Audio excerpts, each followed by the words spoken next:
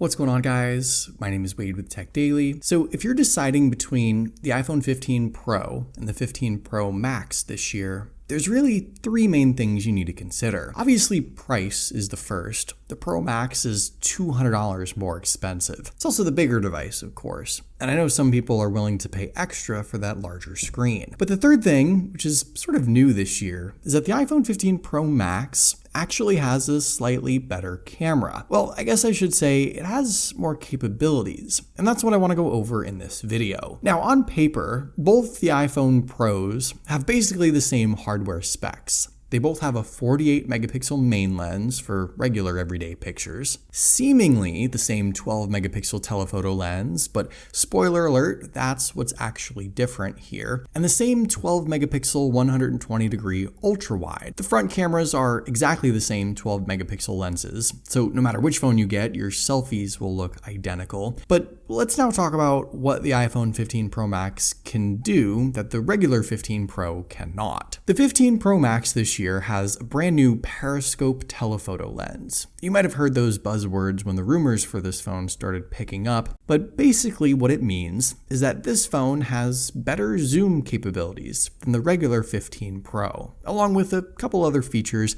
that take advantage of that lens. Both these Pro iPhones can use their respective telephoto lenses up to a certain zoom level to take a really good looking zoomed in shot. The regular iPhone 15 Pro has up to 3 times optical zoom, so it's using the hardware, the lens itself, to literally zoom in up to that point, and then combines the lens and the digital zoom capabilities to go beyond that, up to 15 times. The Pro Max, on the other hand, has optical zoom capabilities up to 5x. So any zoomed in shot up to that point is actually using the hardware of the lens itself, and as you'll see in a second, will look better compared to the regular 15 Pro. And on top of that, the Pro Max can also digitally zoom in even more, up to 25x. So you'll be able to see things much further away and much more clearly. The better hardware lens on the Pro Max means that comparatively, if both phones are zoomed in at, say, 10x,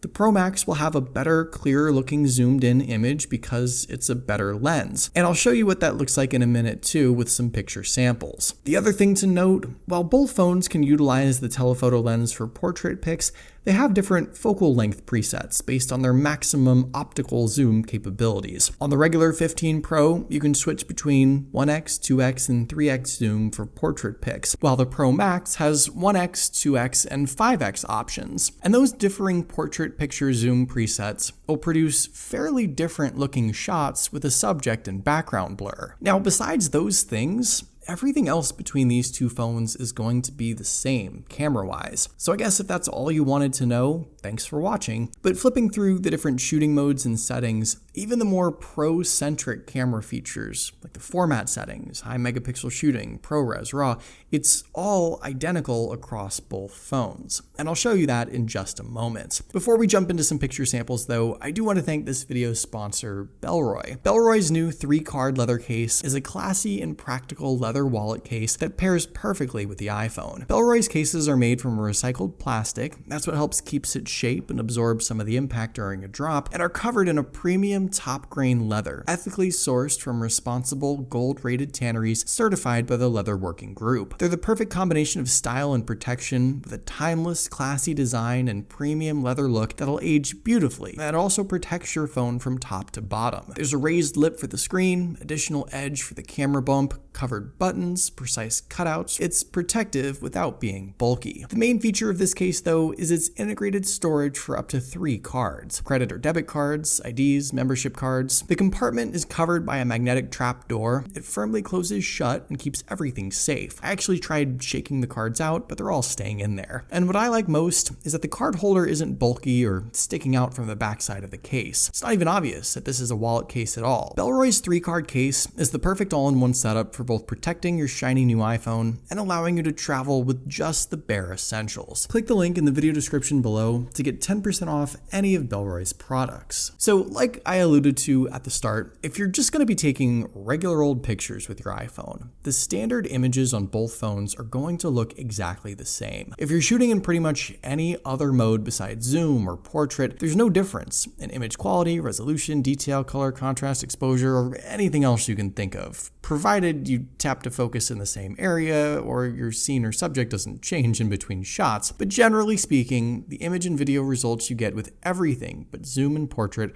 are going to look exactly the same on both the 15 Pro and 15 Pro Max. When we get into the zoom and portrait pics, I think the differences are much more obvious. And this is also where you sort of have to decide what's most important to you with your pictures and videos. The zoom capabilities, just as a whole, are better on the Pro Max from a practicality standpoint. You can zoom in more, you can see further, so if you like to get a closer look at things from far away, and you do so regularly, like at concerts and shows, sporting events, or maybe you do some sort of photography that requires you to be sort of far away from your subjects, like nature or animals, just the versatility of the Pro Max's zoom capabilities will certainly be apparent. The quality of the zoomed in images and videos will also be better too, even at those shorter zoom levels. It might be tough to tell, but at 2x, 3x, 5x, and especially beyond that, the same image looks clearer and sharper on the Pro Max. And it should. It has the better lens, the better hardware. So this is another thing worth considering. If you're irritated by blurry, zoomed in pictures, even at short zoom lengths, and you find yourself zooming in quite a lot,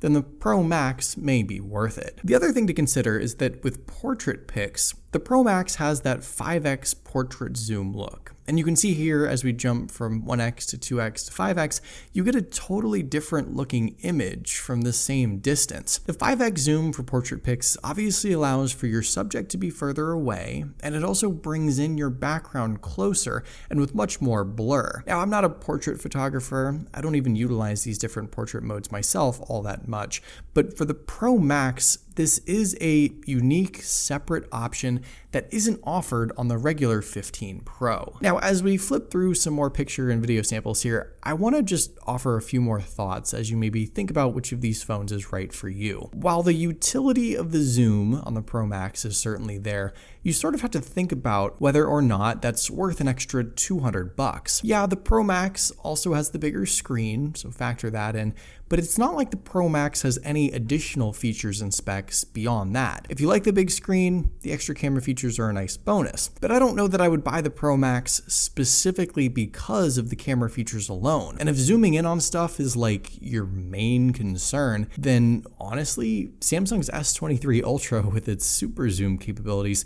would still probably be the better option. Not that the Pro Max has bad zoom capabilities, but Samsung and some other Android phones still do it better with even more zoom capabilities. So it's not like the Pro Max even has a unique camera setup specific to only this phone. To me, I don't think the Pro Max is worth getting solely because of the camera differences, but what do you guys think? Is there enough of a difference here to justify jumping to the Pro Max? Let me know in the comments down below. I'd love to hear your thoughts, of course. Hopefully you guys did enjoy this video though. Be sure to follow TechDaily on Twitter and subscribe to the TechDaily YouTube channel if you haven't already, and I'll see you guys later.